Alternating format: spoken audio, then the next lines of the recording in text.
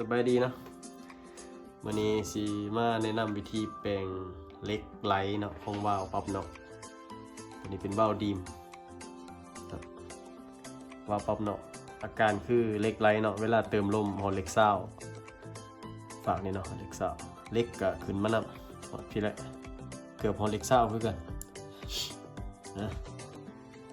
นี่เป็นวาล์วปั๊บเนาะอุปกรณ์ที่สิใส่ก็เนาะมีครีมตัวนี้จะหลักๆจะเอาไว้ไขนี่นะไว้ไขหูนี่ก็มีตัวระบิดหน่อยนะมันจะมีน็อตน้อยๆเอาไว้ไขตัวนี้กระเจี๊ยซิปเนาะไขตัวนี้แล้วสิดึงตัวนี้ออกได้นะตัวนี้แล้วก็มีกระเจี๊ยปากเรือนนี่แหละเอาไว้ไขเกจวัดเวลาเฮาสิปล่อยลมปล่อยยังเนาะฮะโอเคเด็กไรก็มีแต่เริ่มจากนี่ก่อนเอานี่ออกก่อนกระเจี๊ยซิปเด้อลืมบอกกระเจี๊ยซิป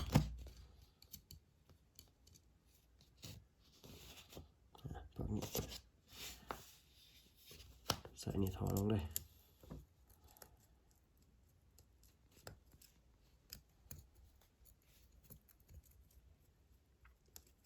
โอ้ย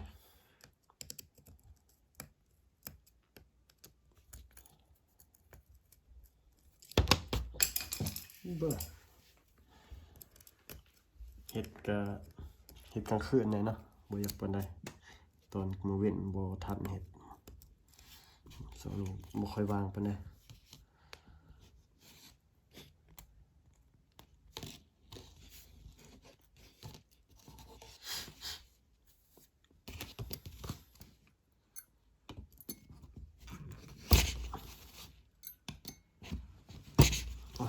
เดี๋ยวไปเอาครีมมันกันครีมตัวนี้บ่ได้ใส่ครีมใหญ่สำหรับตัวนี้ก็ดึงออกเลยนะครีมตัวนี้ขีบบ่อยากปานใด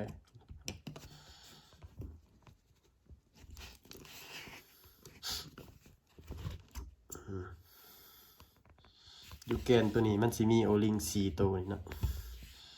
อันน้อยๆนี่เห็นบ่ถ้าสังเกตเบิ่งง่ายๆเห็นบ่นี่ขาดเบิดล่ะมันปุ้ยๆนะเห็นป่ะบางโอลิงตัวน้อยๆนี่มันมาละทางไหนก็สาเหตุกันเนื่องมาจากเขาใส่งานดนเนาะแล้วก็เวลาสูบมันสิมีน้ำมันมีน้ำเข้าไปเฮ็ดให้โอลิงนี่ขาดเห็นป่ะเป็นปุยออกมาเนี่ยเฮ็ดให้มันกากลมบ่อยู่ละเล็กไหล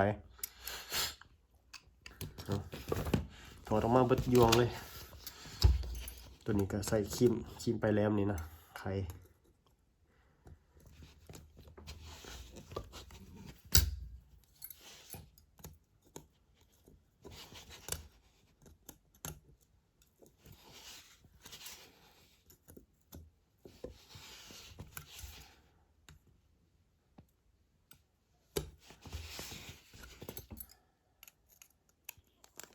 ลายหกเต็บ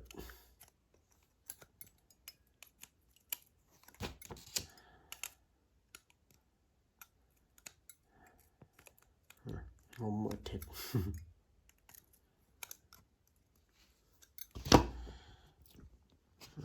หันบ่ได้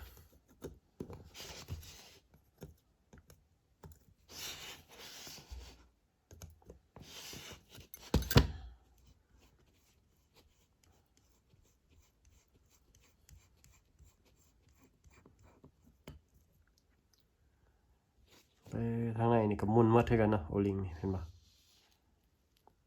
ขาดเป็นปุยออกเบิดอันนี้ก็จนแปรแอบแซบ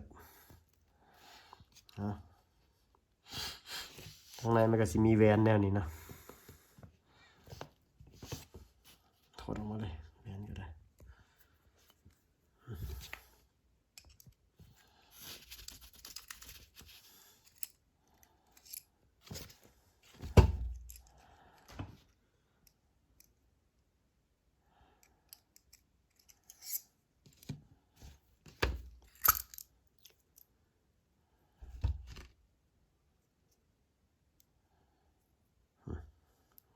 เป็นสุดอยู่เนี่ยนี่ออกไปก่อนน้ำมัน นี่นึงว่าวใหม่เป็นว่าบ้านไขจากเถื่อใส่ขี้มานี่ดึงตัวข้างในนี่ออกเนาะนี่ข้างในก็จะเป็นแบบนี้มุนมัดคือกันนะมึงโอลิมเป็นปุยเอาไว้สำหรับเกณฑ์ตัวนี้มันก็จะมีซูเปอร์ลีนตัวนี้นะซูเปอร์ลีนตัวนี้ส่วนใหญ่บ่ค่อยมีปัญหาสำหรับวาล์วป๊อปนกแล้วมันก็ยังบ่มีไผเฮ็ดออกมานะอันสิเอามาเปลี่ยนตัวนี้นะสำคัญนะมันเปลี่ยนโอลิงจุดนี้ก่อนคันเหล็กไหล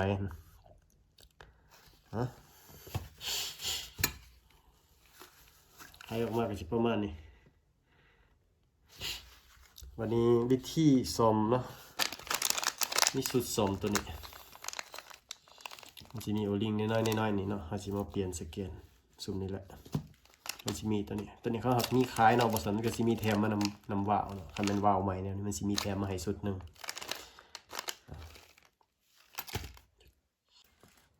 เราก็จะมาแกะยางโอลิงน้อยๆนี่ออกเนาะเอาเข็มเป็นแกะง่าย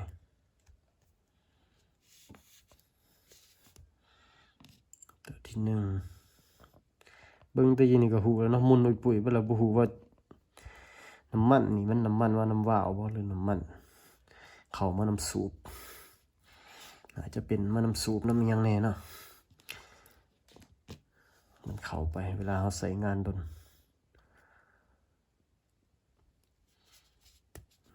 สูบลมร้ายเกินไปก็บ่ดีเฮ็ดให้จูนี่เพ่ไว้ขาดไว้บางคนเติมหด30บางคนก็เติม24 25นะที่จริงบ่ควรเติมหลายปานนั้นเฮาลิ้นปลอดภัยที่สุดแล้วก็เซฟเครื่องบ่ให้มันเพไว้นี่มันบ่ควรลิ้นใกล้20เนาะประมาณ20หรือว่า20ปลายน้อยเดียวเพราะว่าคันกายนั่นแหละแม่นอยู่ว่ามันหับได้เนาะแรงดันแต่ก็บ่ได้หมายความว่ามันสิดีนะเวลาเฮาอัดแห้งๆแล้วมันสิเฮ็ดแผ่ย่างซุ่มนี้เนาะหัวไว้ขาดไว้ปืนไผก็อัดได้แต่ว่ามันเพไว้เท่านั้นแหละโมเมนว่าปืนเฮาดีเติม30ก็ได้เติม25ก็ได้ปืนไผก็ระบบเดียวกันนั่นแหละแต่ว่าเพื่อความปลอดภัยนะเฮาก็บ่ฮู้บางเทื่อมันถูกตัวบ่ดีมาวาล์วบ่ดีแตกใส่เฮาก็มีว่าบ่ได้เนาะ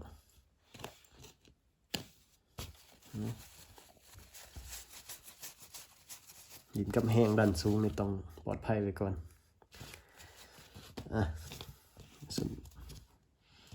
เปลือกในหนึ่งอย่างตัวนี้2ตัวเนาะ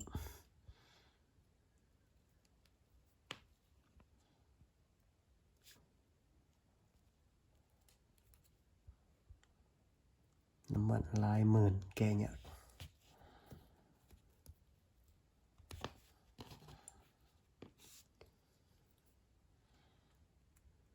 ตัวนี้ก็ออกหมุนมาละ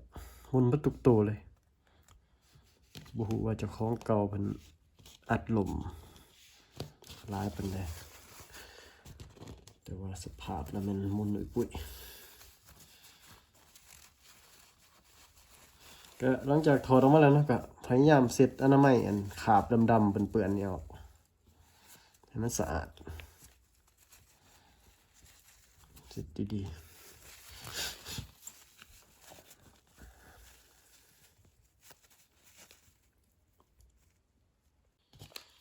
โอเคแกะโอลิงนี้มาใส่เนาะ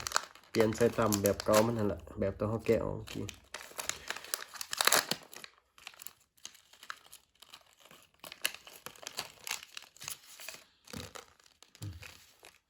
นี่ตัวใหม่ตัวเก่าอยู่ฮะหมุนมาละตัวนี้เขาก่อนก็ได้นะ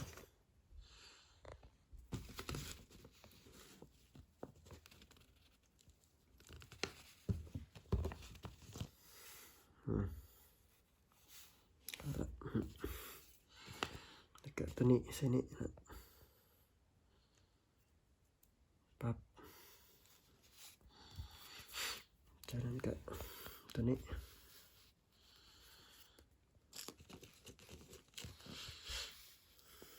มาเละใช้กับตัวนี้นะมาเละใช้กับตัวเดิมมันตัวนี้เป็นตัวเดิมมัน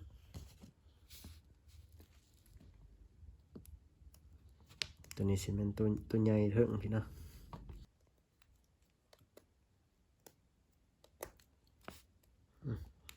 อยากเลยนึงมันมีเกี่ยวอยู่นี่นะตัวนี้ขับมาแล้วก็ถือเบอร์แหละตัวนี้มันนักมุน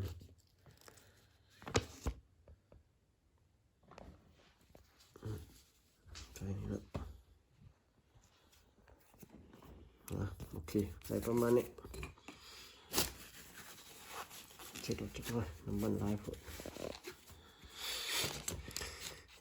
วันนี้ลิงกับเปลี่ยนครบหมดแล้วนะตัวนี้เป็นครบทุกตัวแล้วกันนี้นะหลังจากเราเปลี่ยนครบหมดแล้วทุกตัวแล้วนะกันนี้เราก็สีมาเรียงแวนเอาเขาขึ้นกับเก่ามัน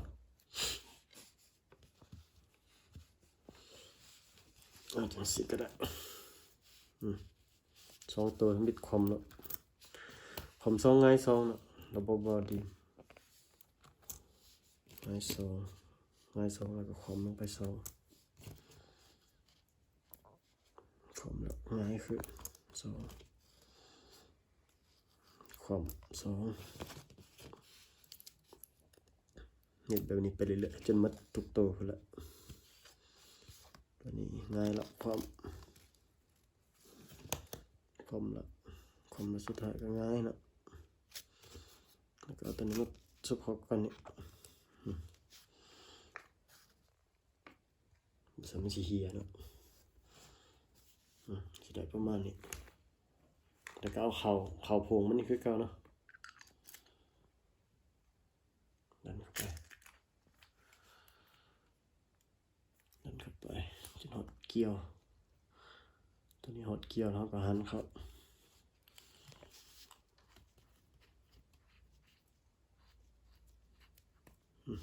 มีแต่น้ำมันก่อนสิว่าหันหยาดลุดปืดอยู่ใส่ขีมันนี่ต่อ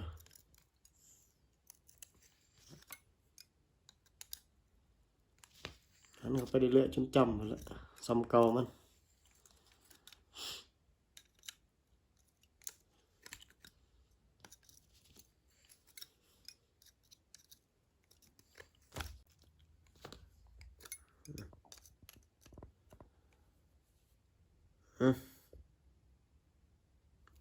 จำประมาณนี้แหละ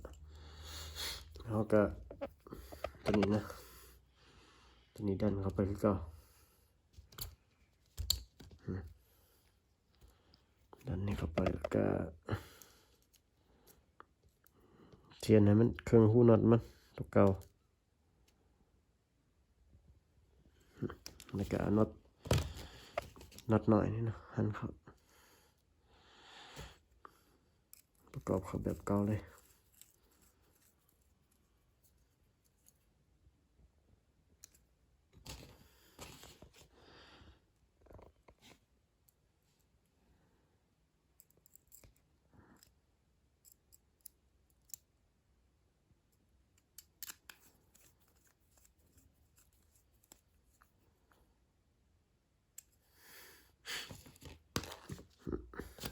อย่าให้หนักหน่อย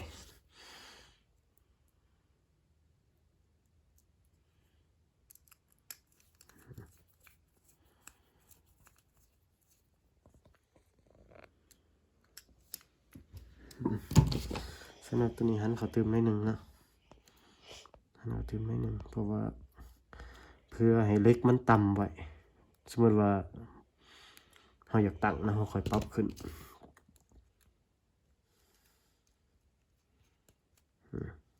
ประมาณนี้70 ล็อกสมมติว่าเราเขาแล้วเราเติมลมเนาะถ้าเติมลมเขาแล้วเล็กมันต่ำเนาะสมมติว่าเราอยากตั้ง12แต่ว่าเล็กมันได้แต่10เราสามารถปล่อยอยู่นี่เลยนะแต่ถ้า สมมุติว่าเฮาเข้าแล้วมันผัดสูงเลยนะสมมุติว่า14 15ถ้าเฮาสิตั้งแล้วเฮาต้องได้ปล่อยลมออกแล้วจึงหันนี่เข้าได้บ่ซั่นถ้าเฮาหันเลยนี่อันนี้ขาดหมดเนาะอย่างโอลิงน้อยๆนี่หมุนไปเลยเนาะก็สิประมาณนี้เนาะประกอบเข้าแล้วก็มีแต่ไปทดสอบ อันนี้เป็นหลอดเทสเนาะตัวนี้ก็โอลิงขอถามว่าตัวนี้เบียกถือ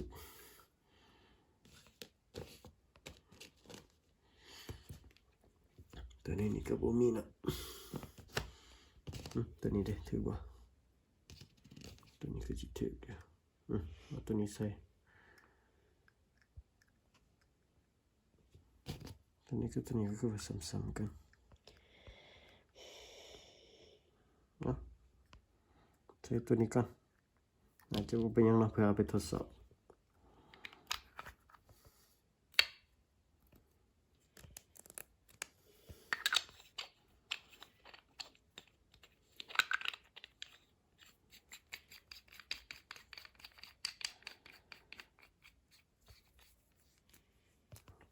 ไปบัดนี้เฮาก็สิมาทดสอบเหล็กเฮาเนาะเช็คเบิ่งอันนี้มันแน่นแล้วบ่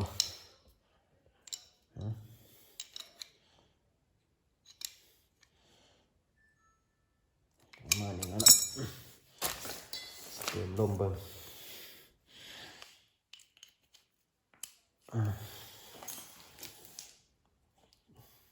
ใช้บ้างสำหองลมก็ยังบ่หลายประมาณ 2,000 ปลายนี่แหละลมเน็ตได้อยู่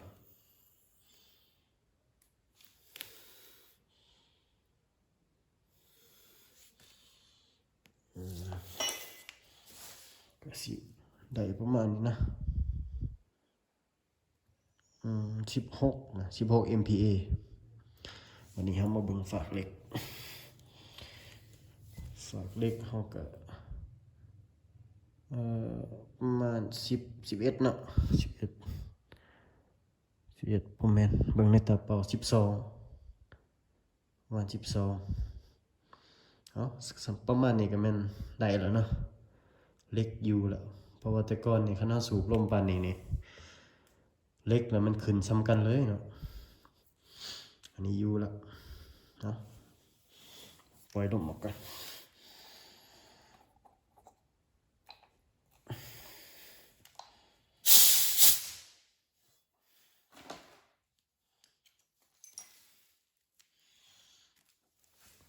อธิบายเติมเนาะเกี่ยวกับปัญหาเหล็กตั้งเหล็กซะสมมติว่าเฮาบ่อยากได้12เนาะเฮาอยากได้เพิ่มขึ้นเป็น13เฮาก็จะใส่กระเจเนาะกระเจ10ไขน็อตตัวนี้แล้วก็ใส่กระเจหกเหลี่ยมตัวนี้เนาะซุกเข้านี่แล้วไขออกเนาะค่อยๆไขออกแล้วก็สังเกตเบิ่งเข็มนี่นับเนาะมันสิค่อยๆยับขึ้นถ้ามันได้13เนาะต่ำหรือว่า14ตามระดับที่เราต้องการนะเราก็ล็อกนี่นะแล้วก็มันได้ละแต่ถ้าสมมุติว่าเราอยากเอาเล็กลงเนาะมันอยู่12นี่เราอยากเอาลง10เราต้องปล่อยลมก่อนเนาะต้องปล่อยลมออกจากวาล์วให้หมดก่อนแล้วเราค่อยมาไขตัวนี้แล้วก็ไขออกน้อยหนึ่งนะบ่แม่นไขจนสุดแล้วก็หันนี่เข้านะหันเข้าประมาณได้ซ้ำหนึ่งก่อนเนาะหันประมาณครึ่งหอกหรือว่าหอกหนึ่งเลยก็ได้ขึ้นกับความร้ายหน่อยนะแล้วก็ล็อกไว้แล้วก็เติมลมเบิ่งนะเข็มมันจึงจะหยุดลงถ้าสมมติว่ามันมีลมอยู่แล้วเราพยายามไขแล้วสิเอาเล็กลงแล้วหันเข้าเลยมันจะเฮ็ดให้โอลิงข้างในขาดแล้วก็เฮ็ดให้เล็กไหลอีกเนาะก็สิประมาณนี้เนาะสำหรับวิธีการแปลงเหล็กไหลวาล์วปรับเนาะตัวนี้เป็นวาล์วดีมเนาะเจอกันไหมรอบหน้า